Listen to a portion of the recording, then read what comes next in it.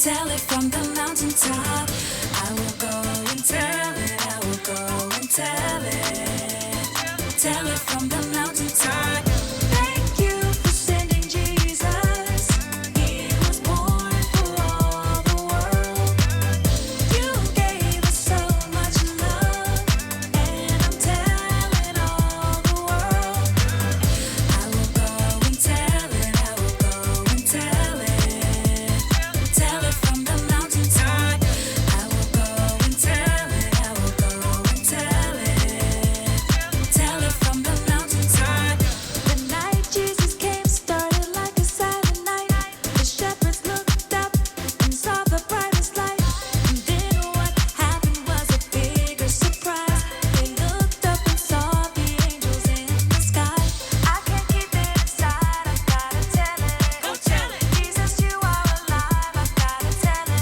Go tell it. I will go and tell it, I will go and tell it from the mountaintop. I will go and tell it, I will go and tell it from the mountaintop. Go, go, go, tell it. Go, go, go, tell it. Go, go, go, tell it. Go, go, go, tell it. Let's give it a try. Go tell it. Let's give it a try. Go tell it. I'm telling everyone everywhere he's alive. Just like the angels singing in the sky. I can't keep it inside, I gotta tell it. Go tell it. Jesus, you are alive, I gotta tell it. Go tell it. I will go and tell it, I will go and tell it from the mountaintop. I will go and tell it, I will go and tell it from the mountaintop. Go, go, go, tell it. Go, go, go, tell it. Go, go, go, tell it. Go, go, go, tell it. Thank you for sending Jesus. He was born for all the world. You gave us so much love, and I'm telling all the world.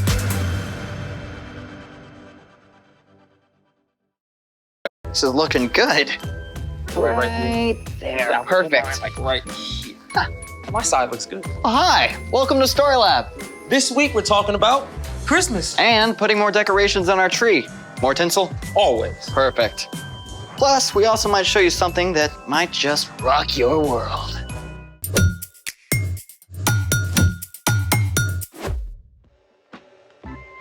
Hey, I'm Zeke. And I'm Carter. And today we're talking about, what else? Christmas. Christmas is celebrating Jesus, God's greatest gift. What's this? This is a rock. But what does a rock have to do with Christmas? Plenty. Rocks aren't exactly exciting. Didn't you ever have a pet rock? What's up, Flintstone? I'm doing great. Just a great day. Awesome. I don't make a habit of talking to rocks. Well, then you're missing out. Oh yeah? You know what they call the process of drilling through rock? Making holes in a rock? Nope, it's called boring.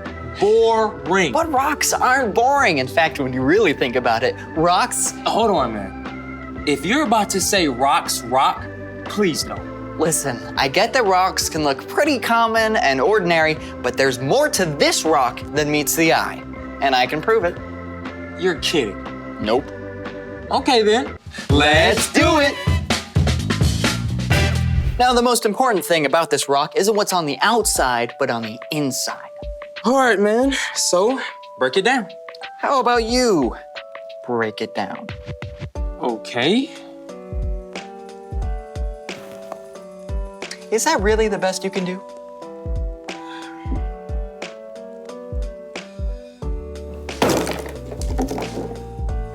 Whoa. You know, on the outside, it looks like a plain old rock, but it's actually a geode. You're listening to WROK, your home for classic rocks. Up next, it's Geode. Rough and bumpy on the outside, but on the inside, beautiful crystals made of minerals. Dig it. I've heard of geodes. You can find them all over the world, right? That's right. Europe, Africa, South America, and North America. But how are these fancy diamond eggs, made? It all starts with volcanoes. Sometimes when lava from a volcano cools underground, pockets or bubbles form inside it. Then, over time, water seeps into these spaces and leaves behind minerals. Eventually, those minerals build up, forming these really cool crystals. They come in all sorts of shapes and colors. And all kinds of sizes, too. You got it. From small enough to hold in your hand all the way to ginormous. One of the largest geodes in the world was discovered in Ohio in 1897. That geode is more than 35 feet wide in places. You can actually walk around inside it. Some of the crystals are 3 feet long. Okay, you convinced me. Something can look very ordinary on the outside while something amazing is happening on the inside. Speaking of which, it's time for The story before the story. Today we're in the third book of the New Testament, Luke. But hundreds of years before Luke, God chose one family, the Israelites, and promised to bless the whole world through them. Time after time, the Israelites turned away from God. At last, they were attacked by foreign nations. But God still had a plan. God spoke through men called prophets, promising to send a rescuer to save the people. And yet, after that, silence. For hundreds of years, there was no recorded word from God. Then, well, that's where our story starts. Take it away. Hey everyone, Brian here. Many of the Israelites were carried off to foreign countries, but even as that happened, God promised not to give up on them. I know the plans I have for you. I want you to enjoy success. I do not plan to harm you. I will give you hope for the years to come. But after the prophets, silence. So what happened? Did God forget his promise? Not at all.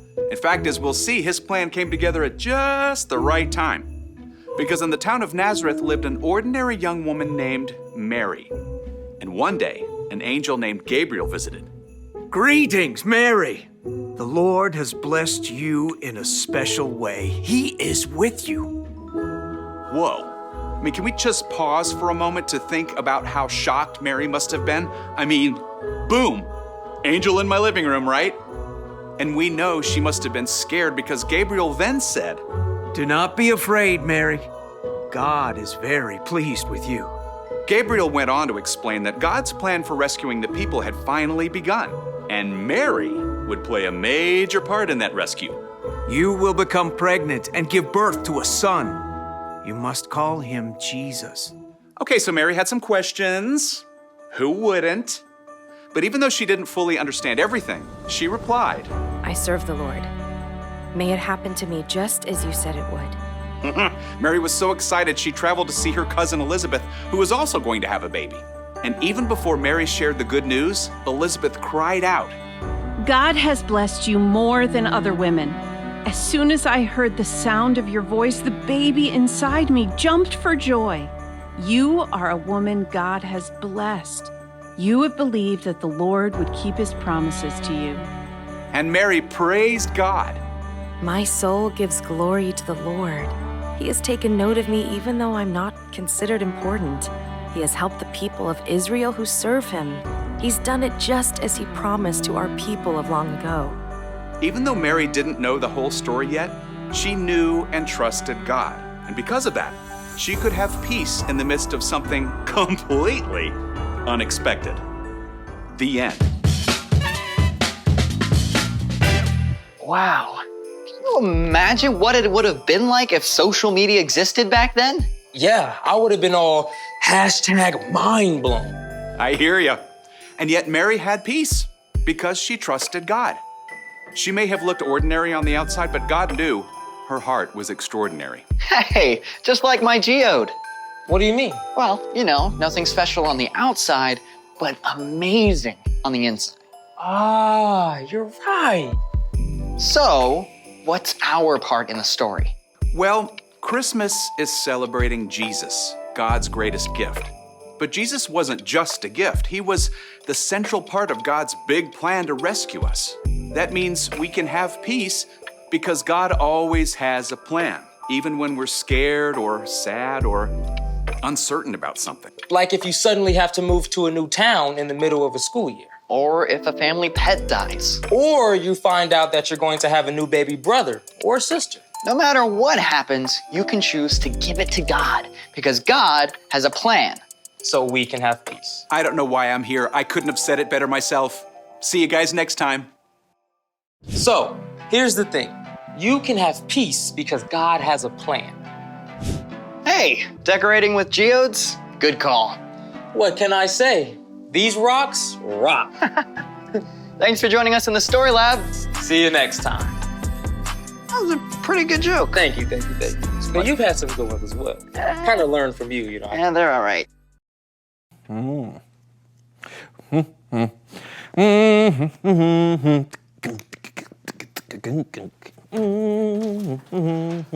Ooh, you made cookies. Oh yeah, I'm just trying out a few recipes for my Christmas Cookies for Dummies cookbook. Oh, nothing says Christmas like cookies.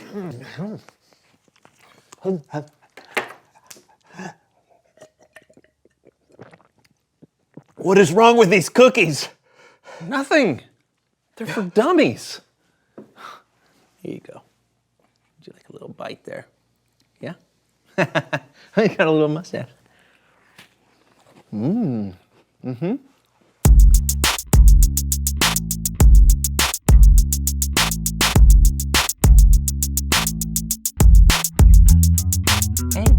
Welcome to the So-and-So Show. I'm Brandon. I'm John. And we are slap dab in the middle of Christmas season. And what a glorious season it is. Yeah, it's time to celebrate Jesus' birth. Eat great food. Spend time with family. Eat more food. Spend time with friends. Did I mention food? Yes, you did. Okay, good. Just making sure. It's also a time when everyone gets extremely busy. Yeah. So making a plan and knowing how you're going to celebrate Christmas is important so you don't get lost in all the... Food.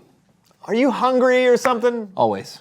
All right. During Christmas, you can get lost in everything that's going on and forget what's really important. Don't say it. Yeah, I wasn't gonna. I was thinking it though. Of course you were. So today, we have a special guest who knows all about making plans. Oh, I didn't know we were gonna have a guest. Okay, let me guess. Can I guess? I'm gonna guess. Okay, let me guess. You Can I guess? Sure. Okay, I'm gonna guess. Okay, guess. Give me a hint. Okay. He wears a funny hat. And his clothes are very distinct and noticeable. Okay, that could be a football player or an astronaut. More clues, more clues. Okay. He has a little helper. He travels the entire globe for his job. Astronaut still works. Okay, another clue, another clue. All right, let's see. He has a beard. And his belly kind of shakes when he laughs, which is often. What? Man, I have no idea who you're... Wait a minute. Okay, is making plans kind of like making a list? I guess so, sure. Beard, belly that shakes when he laughs, hat and very distinct clothes. He travels the world, has a little helper, and makes a list? I think I figured it out, but there's just no way you could have. You couldn't have. You couldn't have. I could. Well, what are we waiting for? Let's do this. All right, please welcome someone who knows stuff. Merry Christmas!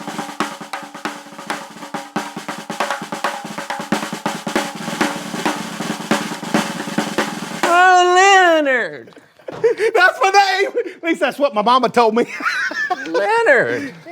It is me, right? It's not somebody else. I didn't turn into somebody else, did I? That'd be terrible. Unless it was that guy that drives a Zamboni around the hockey games. That'd be pretty cool. No, it's you. Well, welcome to the show.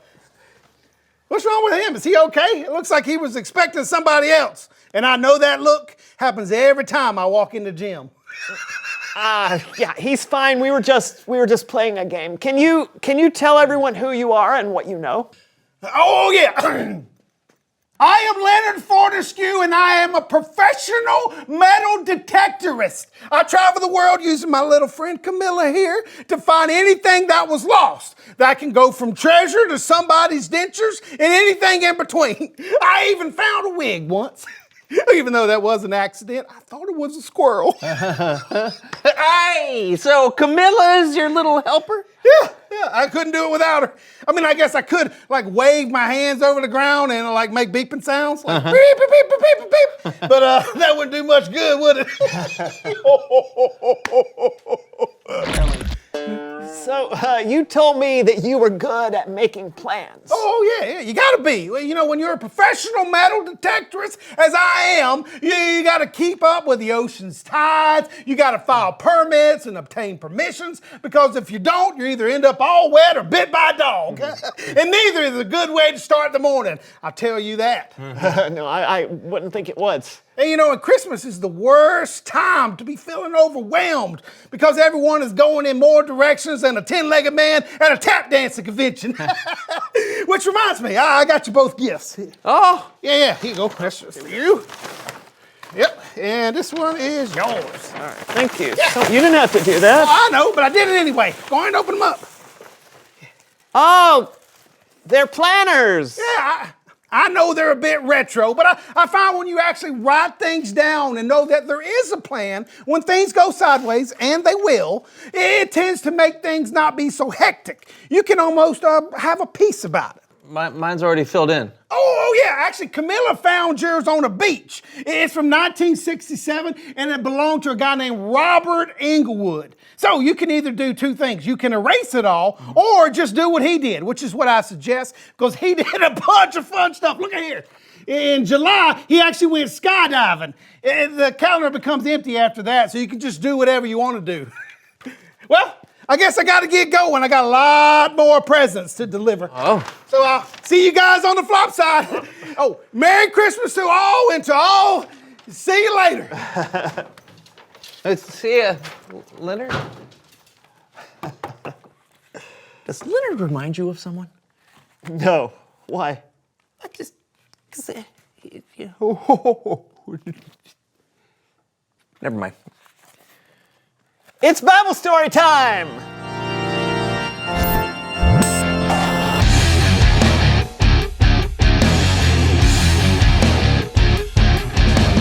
Hey guys, you know what Leonard said helps connect us perfectly to today's Bible story. Really? Which part? The part about how having a plan can help bring you peace. Awesome. Then take it away. Today, we have the story of a girl named Mary and how she dealt with finding out about a pretty incredible plan. You can read this story yourself in the book of Luke. But hundreds and hundreds of years before Luke, God chose one family, the Israelites, and promised to bless the whole world through them. Time after time, the Israelites turned away from God, but God still had a plan to send a savior, which is where our story picks up. Mary was a teenage girl living in Nazareth. She was engaged to a guy named Joseph, who was a carpenter there. Things were going pretty well for Mary. But her happiness was about to be put to the test because God had a message especially for Mary, and God sent that message through an angel. The angel's name was Gabriel, and his appearance obviously took Mary a little bit by surprise. But Gabriel told her not to be afraid. No. Gabriel said, God is very pleased with you. You will become pregnant and give birth to a son. You must call him Jesus. He will be great and will be called the Son of the Most High God. When Mary heard that, you'd probably expect she'd be like, What? And maybe she was. But the angel told her a little of God's plan. He said, the Holy Spirit will come to you. The power of the Most High God will cover you. So the Holy One that is born will be called the Son of God. I know, mind-blowing. Then Gabriel told Mary about one of her relatives, Elizabeth, and how God promised to give her a child even though she seemed too old. But Elizabeth was pregnant because what God says will always come true.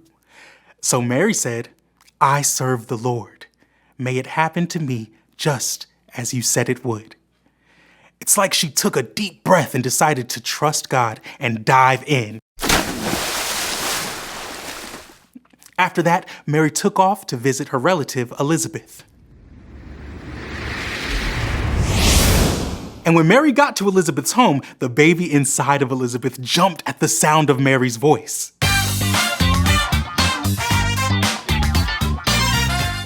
Elizabeth knew immediately that the child Mary was carrying was the Son of God, and that he was going to be the one God sent to save the world. Mary knew it too, because she said, "He has done it just as he promised to our people of long ago." Now, that's a plan worth celebrating. God's plan to send a savior was in full force, and Mary knew it. And even though she didn't know what every detail of the plan would look like, she was ready to follow it. Wow, way to go, Mary. You know, it's sometimes hard for me to follow the plan for picking out clothes in the morning. Yeah, we know. God has a plan for all of our lives. And when things get crazy, wild, and out of control, knowing God has a plan can give us peace, just like Mary had. Thanks. Yeah. Anytime. Speaking of time, it's time for me to go find some Christmas cookies. Oh. Oh, stay away from the dummy cookies. I think it's time for us to reveal the question. What are your plans this Christmas? Do you have any yet? Oh yeah, our family has several Christmas traditions that we plan for every year. We decorate the tree together, my father gets electrocuted every year, and we always read the Christmas story on Christmas Eve, which is one of my favorite parts of Christmas. What about you? Well, we always go to see one of those, the living nativities. Oh, yeah. You know, where they act out the Christmas story Yeah. live, like with real animals. That's one of the things I look forward to most every year. Love those Yeah, too. You no, know what? it's so I'm fun. gonna write that down. Oh, yeah, you do that. I think that's all we've got for today's show. We'll see you next week for more brand new Christmas shenanigans. That is October. That's right, because I want to make sure I get there early. Please, please welcome someone who knows stuff. Man, whoa, I'm caught up in here. Hold on, stop. Credits. Merry Christmas. Credits. That's the very end of the credits. Yes, come on. Put that at very end, Tim.